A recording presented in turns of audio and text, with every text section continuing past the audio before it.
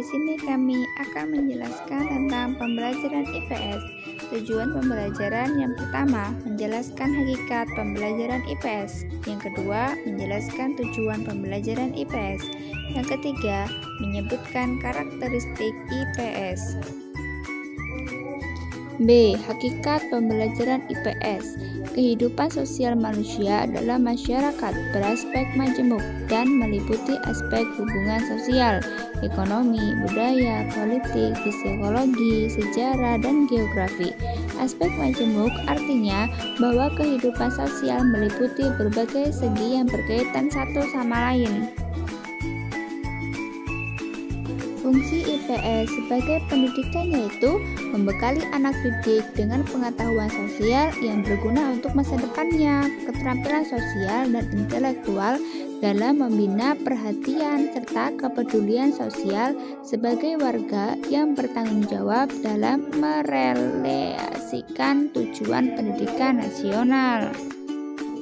IPS merupakan salah satu mata pelajaran yang diberikan di SD yang mengkaji seperangkat peristiwa, fakta, konsep, dan generalisasi yang berkaitan dengan ilmu sosial, memuat materi geografi, sejarah, sosiologi, antropologi, psikologi sosial, politik, dan ekonomi.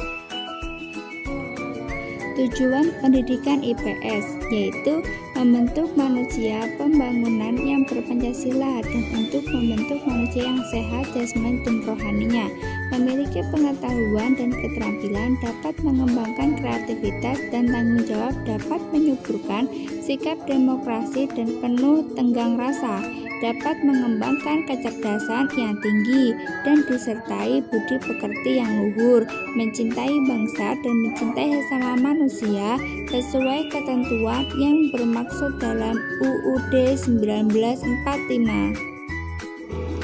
Tujuan pendidikan IPS yaitu 1. Untuk mengajarkan konsep-konsep dasar sosiologi, geografi, ekonomi, sejarah, dan kewarganegaraan, pedagogis, dan psikologis.